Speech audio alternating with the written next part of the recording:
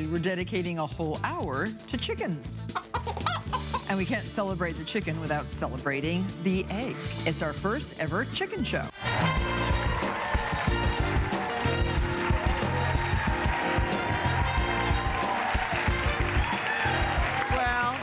As the old saying goes, there ain't nobody here but us chickens, because today is our chicken show. That is one of my vociferous chickens. This is another one.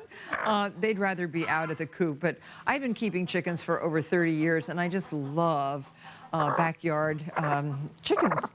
I love the chickens, I love taking care of them, and of course, I love their eggs.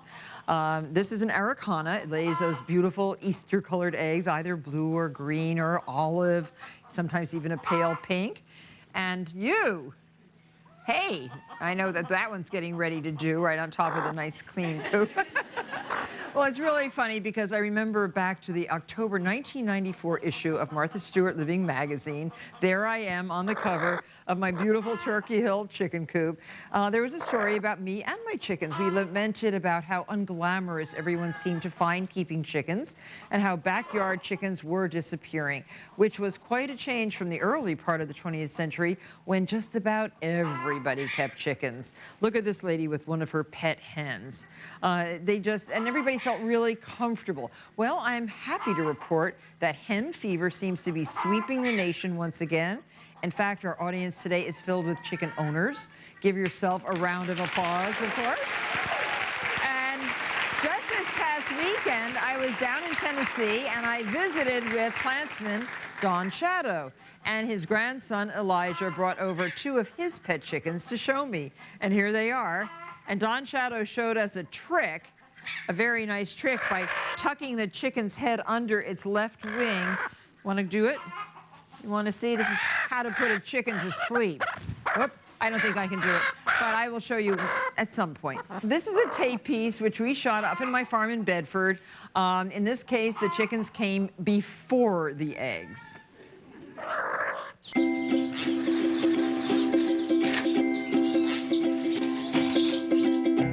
In 1917, Murray McMurray began to raise and sell chickens.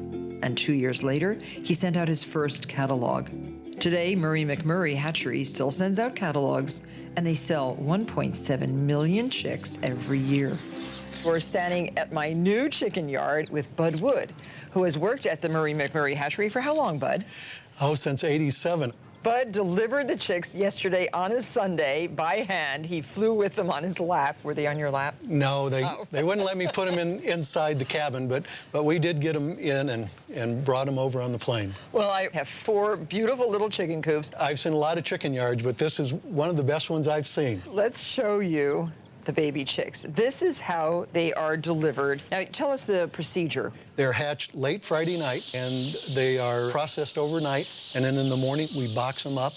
So it says right on the box, baby chicks, please rush. And the post office has been, I have never lost a box of chicks. We have been shipping with the post office since 1917. We've been very successful with the post office, and they've done a great job. Should we show what's inside? Sure. Oh, here they are. Oh, look. How beautiful they are. Look at this tiny, this must be one of the bantams. That's a blue silkie. Oh. And silkies are special because they have black skin. Right. And extra toes. Oh, they do. And here's a cochin. Oh, I love the cochins with the feathered feet. With the feathered feet. Oh, yeah. You can see the feathers grow all the way down the legs, and they look like big balls of fluff. This guy is your phoenix that will get the big, long feathers. Yes. Oh, I love. And again, he's getting quite the wings on him. Okay, well, they're getting anxious to have their feed and their water. I notice you're using organic feed, which is great. Good. And so you have something called Grow Gel Plus, which is a wonderful addition. It's a very good product. It's got probiotics in it to get their stomach started. So you mix this package with a ½ cup of water, and you'll see what happens. You only need to feed this once to them as babies. And then what is this? This is chick grit. Chickens don't have teeth, so they have to bring in these small rocks into their crop to grind their feed up. And what I do is I just sprinkle a little bit in the feeder. Oh, okay. Another product are these feed trays.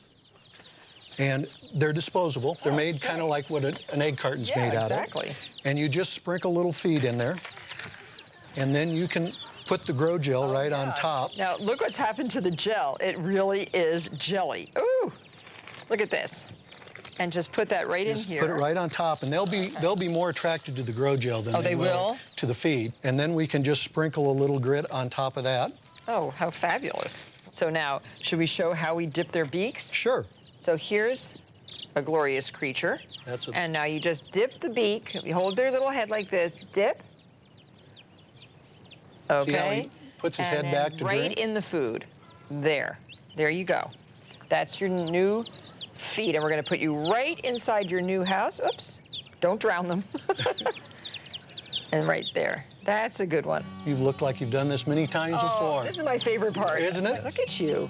You are all so beautiful. They are, aren't they? Do every single chick, don't forget, because you are their mother. And now all the chicks have to be put into their new homes. And we have the heat lamp, which is essential. And it should be 95 degrees right underneath it. Okay. But there's plenty of room out about, so if they get too warm, they can get away from the heat, which works out great. See how they're going to like their new... Oh, look, they're going to love it here. Oh, I'm sure they are. I have newspaper and then a lot of pine shavings because it gives the chickens some traction on the paper. And that way they don't get what you call... spade legs. Spade legs. I love the way you've got this set up with the high windows. No matter where the breeze comes from, we're going to get a breeze through here. Yes. And you've got your nests all set up here for when they start laying. Now, how many weeks do they start to lay? Some of these as early as 20, 24 weeks. Okay. Some a little longer. Just kind of depends on the breed. Well, the chicks look absolutely happy. They are just thriving here. And thank you very much. It's always great to deal with Murray McMurray Hatchery. Thank you.